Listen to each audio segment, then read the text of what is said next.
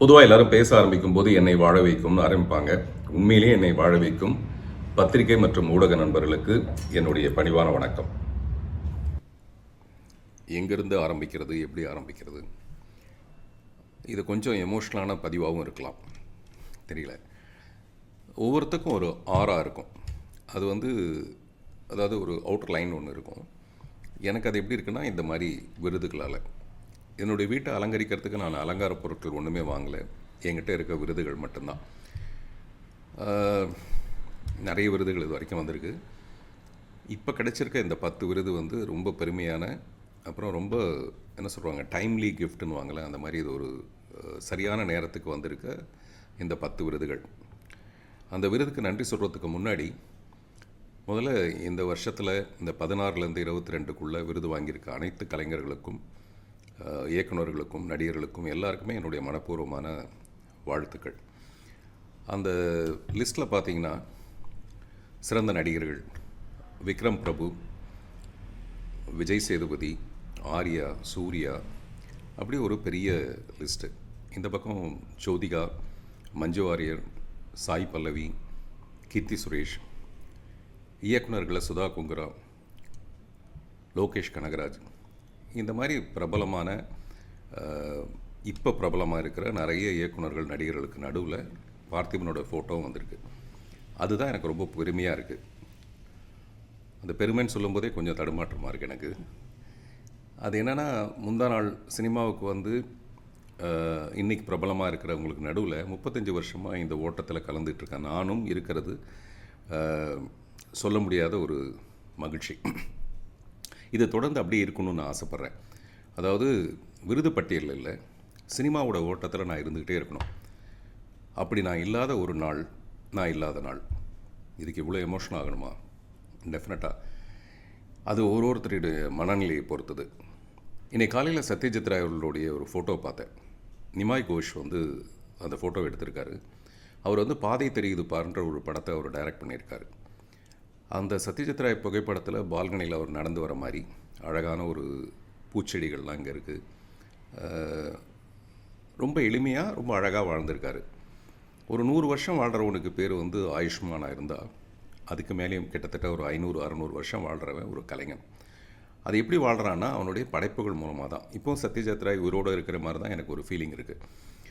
இப்படி நானும் தொடர்ந்து நிறைய நல்ல படங்கள், புதிய பாதை தொடங்கி ஒத்த செருப்போ, இரவு நிழலோ, அந்த மாதிரி நல்ல நல்ல படங்கள் பண்ணணும்னு நினைக்கும்போது அதுக்கு உரிய அங்கீகாரம் கிடைக்கும்போது தான் அது பெரிய பெருமையாக, மரியாதையாக இருக்குது. அது கிடைக்காதப்போ மனம் மயானம் ஆகிடுது. நான் இப்போ ஒரு ஷார்ட் ஃபில்ம் ஒன்று எடுக்கலான்னு யோசனை பண்ணியிருக்கேன். எல்லோரும் ஷார்ட் ஃபில்ம் எடுத்துகிட்டு சினிமாவுக்கு வருவாங்க. இப்போ நான் நிறைய படங்களை எடுத்துகிட்டு இப்போ நான் ஒரு ஷார்ட் ஃபில்ம் எடுக்கலான்ட்டு நான் துபாய்க்கு போகிற வழியில் பிரபுதேவா என்னோட வந்திருந்தார். அவர்கிட்ட அந்த ஐடியாவை சொன்னால், ரொம்ப பிரமாதமாக இருக்குது சார், உடனே பண்ணுங்க அப்படின்னாரு. உடனே பண்ணுறதுக்கு முன்னாடி உங்களோட நான் பகிர்ந்துக்கிறேன். அது நிறைய ஹிட்ஸ் கொடுத்து இப்போது மார்க்கெட் இல்லாத ஒரு நாயகன், ஒரு மிகப்பெரிய பிரபலமான ஒரு நடிகருடைய மரணத்துக்கு போகிறாரு. அங்கே இருக்கிற கூட்டம் குறைவாக இருக்குது.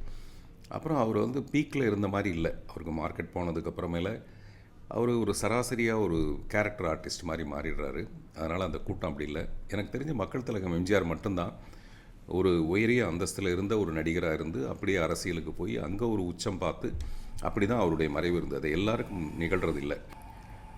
அந்த மரணத்தில் அந்த நடிகனுக்கு ஒரு மிகப்பெரிய ஒரு விஷயம் புலப்படுது.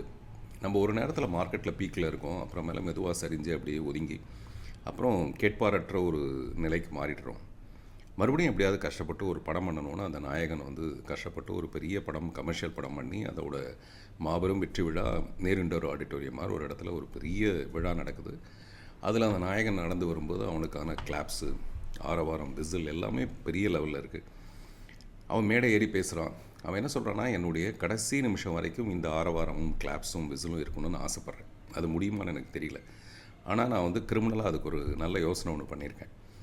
ஒன்று, என்னுடைய கடைசி காலத்துக்கு இந்த விசிலும் ஆரவாரமும் இருக்கணும். அப்படி இல்லைன்னா இந்த விசிலும் ஆரவாரமும் இருக்கிறதே என்னுடைய கடைசி தருணமாக இருக்கணும் அப்படின்னு சொல்லிட்டு உள்ளேருந்து ஒரு பாய்சன் பாட்டிலை எடுத்து மக்கள் முன்னாடி கிடுக்கிடுன்னு குடிக்கிறான். மக்கள் பயங்கர ஷாக்காகி அப்படி எழுந்திருக்கிறாங்க.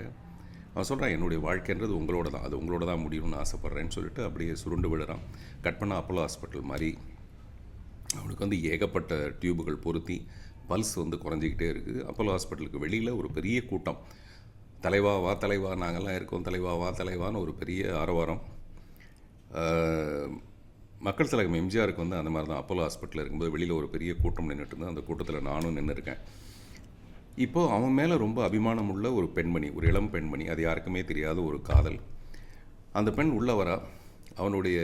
அவனை காப்பாற்ற முடியாதுங்கிற மாதிரியான டாக்டர்ஸோட எக்ஸ்ப்ரெஷனை பார்க்குறா. அந்த ரூம் வந்து ஃபுல்லி க்ளோஸ்டு. அவன் நேராக போகிறான். அந்த ஜன்னல்லாம் திறந்து விட்றா, கதவெல்லாம் திறந்து விட்றா, கர்ட்டன்லாம் திறந்து விட்றா. அவங்களுக்குலாம் ஒன்றும் புரியல. நேராக போகிறா. அவனோட பொருத்தப்பட்டிருக்க ஆக்சிஜன் டியூப்லேருந்து நிறைய டியூப், அது எல்லாத்தையும் பிடுங்கி கீழே தூக்கி போடுறா. யாரும் தடுக்க முடியாத மாதிரி ஒரு அதிர்ச்சியில் அப்படி பார்க்குறாங்க. இப்போ ஜன்னல் வழியாக கீழே அந்த ரசிகர்களுடைய சத்தம், வா தலைவா, நான் இருக்க தலைவா, வா தலைவான்னு சொல்லிட்டு அவங்க கத்துற அந்த ஆரவாரம் வந்து மெதுவாக அவனுடைய காதுகளில் கேட்குது. இப்போ அந்த பல்ஸ் வந்து மேல் எழும்புது, பட முடியுது.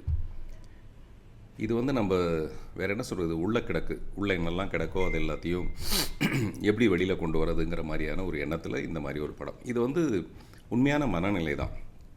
அப்படி டீன்ஸ் வெளியாகி 1.5 வருஷம் ஆகிடுச்சு. இன்னும் நான் அடுத்த படத்தை துவங்கவே இல்லை.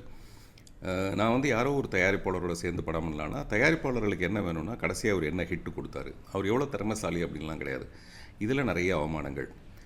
சில பேரால் படம் பண்ண முடியலன்னு சொல்ல மாட்டாங்க. அது வந்து நான் முதல்ல சான்ஸ் தேடி அலையும் போது 7ஆம் தேதி வா, 15ஆம் தேதி வா, அப்புறமேல 28ஆம் தேதி வா, முடிஞ்சால் 33ஆம் தேதி வான்னு சொல்லுவாங்க. அந்த மாதிரியே இப்போது அது வந்து அது இன்னும் கொஞ்சம் அழகாக, இது ஒரு 5 ஸ்டார் ஹோட்டலில் இப்போ நடக்கிற ஒரு ஏமாற்று வேலையாக முடியலன்னு சொல்லாமே அதில் அவங்களுடைய தயக்கத்துக்கு காரணம் அவங்க நல்லா தெரியும். அதனால் ஒரு பெரிய வெற்றி படத்தை கொடுத்துட்டு தான் மறுபடியும் வேறு யார் கூட சேர்ந்து படம் பண்ணலாங்கிற லெவலுக்கு மனசில் வந்து கொஞ்சம் சங்கடங்கள் இருக்கிற நேரத்தில் இந்த விருது வந்து என்னை ரொம்ப உற்சாகப்படுத்தியிருக்கு, ஊக்கப்படுத்தியிருக்கு. 1 இல்லை 10 விருதுகள். மாவீரன் கிட்டு அந்த படத்தில் ஒரு சிறந்த குணச்சித்திர நடிகருக்கான விருது. அதுக்குரிய நன்றி வந்து இயக்குனர் திரு சுசீந்திரன் அவர்களுக்கு. ஒத்த செருப்பு என் மனசுக்கு நெருக்கமான விருது கொடுக்கலன்னா நான் சண்டைக்கு போகிறேன் எல்லாரும் சொல்லக்கூடிய அந்த படத்துக்கு 4 விருது கிடச்சிருக்கு. சிறந்த படம் 2வது பரிசு, அதுக்கப்புறம் சிறந்த நடிகர், சிறந்த இயக்குனர், அப்புறம் சிறந்த எடிட்டர் சுதர்சன், இப்படி ஒரு 4 விருதுகள் கிடச்சிருக்கு. அடுத்து இரவின் நிழல். இந்த படம் வந்து இன்னொரு 20 வருஷம் ஆகுமோ என்னமோ தெரியல இந்த படத்துக்கான உரிய மரியாதை கிடைக்கிறதுக்கு. இந்த படத்தை பற்றி நான் நினைக்கும் போதே இதில் நன்றிக்குரியவர்கள் ஒரு 5-6 பேர் இருக்காங்க. அவனை நான் கட்டாயமாக சொல்லணும். ஒத்த செருப்பு மாதிரி ஒரு படத்தை பார்த்துட்டு இந்த மாதிரி ஒரு நல்ல படம் பண்ணணும்னு ஆசைப்பட்டு என்னுடைய தயாரிப்பாளராக முதல்ல எனக்குள்ளே வந்தவர் வந்து திரு கால்டுவெல் வேல் நம்பி. அவர் மூலமாக பாலா சுவாமிநாதன், பிஞ்ச் ஸ்ரீனிவாசன், அன்ஷு பிரபாகர், ரஞ்சித் தண்டபாணி, இந்த மாதிரி அமெரிக்காவில் இருக்கிற என்னுடைய நண்பர்கள் இந்த படத்துக்கு ஒரு பொருளுதவியாகவும் பேருதவியாகவும் இருந்திருக்காங்க. அவங்க எல்லாருக்கும் இந்த நேரத்தில் நான் என்னுடைய மனப்பூர்வமான நன்றியை தெரிவிச்சுக்கிறேன். நாகர்கோயிலில் வந்து ஒரு நண்பர் விஜய்ங்கிற ஒரு நண்பர் வந்து இந்த படத்தை பற்றி அலசி ஆராய்ஞ்சி இந்த இரவின் நிழல் ஏன் கொண்டாடப்படணும் அப்படிங்கிறதுக்கான எதிர்மறை விமர்சனங்களுக்கெல்லாம் அவர் வந்து பதில் சொல்லியிருக்காரு. அதில் எனக்கு விருப்பம் இல்லை. நான் எப்போவுமே எதிர்மறை விமர்சனங்களுக்கு வந்து நான் பதில் சொல்கிறது இல்லை. என்னுடைய வேலை நான் அந்த படத்தை எடுத்து முடிக்கிறது. அந்த மாதிரி அதே மாதிரி இவனில் இருக்கிற ஒரு வசனத்தை இப்போ நான் சமீபத்தில் ஒரு நண்பர் வந்து அது எவ்வளோ பிரமாதம்னு சொல்லியிருந்தார். அதே மாதிரி கோபிநாத்னு ஒரு நண்பர் கனடாவில் இருந்து அவர் வந்து பார்த்திபன் இந்த இண்டஸ்ட்ரிக்கு எவ்வளோ அவசியம் அப்படின்னா அவங்க பதிவு பண்ணியிருந்தாங்க. அதெல்லாம் பார்க்க நம்ம ஒன்றுமே செய்யலை, எதுவும் கிழிக்கலை அப்படிங்கிற மாதிரி ஒரு மனநிலை வரும்போது அதெல்லாம் ஒரு உற்சாகமாக இருக்குது. அப்படி இருக்கும்போது தமிழக அரசோட இந்த 5 விருதுகள் இரவின் நிழல் படத்துக்காக. சிறந்த படம் சிறப்பு பரிசு, அதுக்கப்புறம் மறைந்த ரோபோ சங்கர் அவருக்கு வந்து சிறந்த நகைச்சுவை நடிகருக்கான ஒரு விருது, ஒளிப்பதிவாளர் ஆர்த்தர் வில்சனுக்கு கிடைச்சிருக்கிறதுல எனக்கு மகிழ்ச்சி. அதே மாதிரி முதல் முறையாக பின்னணி பாடியுள்ள ரஹ்மான் சாருடைய டாக்டர் கத்தீஜா ரஹ்மானுக்கும் ஹரிச்சரனுக்கும் இது கிடைச்சிருக்கு. இது எல்லாமே எனக்கு ரொம்ப மனசுக்கு ரொம்ப மகிழ்ச்சியான ஒரு விஷயம். இவ்வளவு மகிழ்ச்சியை வழங்கியிருக்க தமிழக முதல்வர் அவர்களுக்கு என்னுடைய மனப்பூர்வமான மனம் கூப்பிய நன்றி. அவருக்கு மட்டும் இல்லை, துணை முதல்வர் திரு உதயநிதி ஸ்டாலின் அவர்களுக்கும், திரு சுவாமிநாதன் மாண்புமிகு அமைச்சர் செய்தி மற்றும் மக்கள் தொடர்பு துறை அவருக்கும், இந்த படங்களை தேர்வு செய்த ஜூரிஸ் எல்லாருக்கும், மற்ற இதுக்கு ஒத்துழைப்பாக இருந்த எல்லாருக்கும் என்னுடைய மனப்பூர்வமான நன்றி. கொஞ்ச நாளுக்கு முன்னாடி நண்பர் விஜய் அவர்கள் அரசியலுக்கு வரதுன்னு வரும்போது என்கிட்ட கருத்து கேட்டப்போ நான் சொன்னேன், யார் வேணாலும் அரசியலுக்கு வரலாம். அதுவும் அவர் வந்து தனக்குள்ள ஒரு மிகப்பெரிய வருமானத்தை, ஒரு 200 கோடி வருமானத்தை விட்டுட்டு வராருன்னா அவரை வரவேற்கணும் அப்படிங்கிறத சொன்னேன். அது வந்து பூதாகரமான விஷயங்களாக மாறி, அது வந்து நான் விஜயுடைய கட்சிக்கு ரொம்ப ஆதரவு கொடுக்குற மாதிரி, என்னுடைய திமுக நண்பர்களே சில பேர் என்னங்க அந்த கட்சி பக்கம் மாறிட்டீங்க போல இருக்குது அப்படின்னாங்க. அதெல்லாம் அப்படிலாம் இல்லை சார்.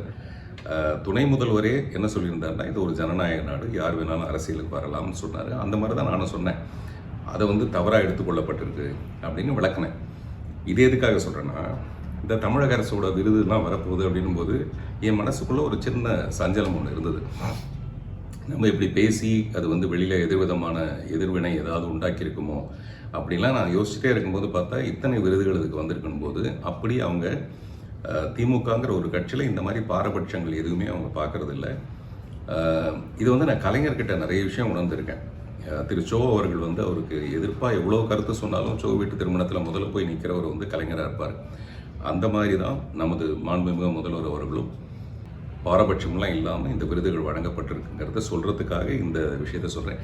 சில நேரத்தில் இந்த மாதிரி நான் பேசி தேவையில்லாமல் வம்பில் மாட்டிக்குவேன். ஆனால் நான் சொல்ல நினைக்கிறத நான் சொல்லணும்னு ஆசைப்படுவேன். அதில் எனக்கு ஒரு தயக்கமும் கிடையாது.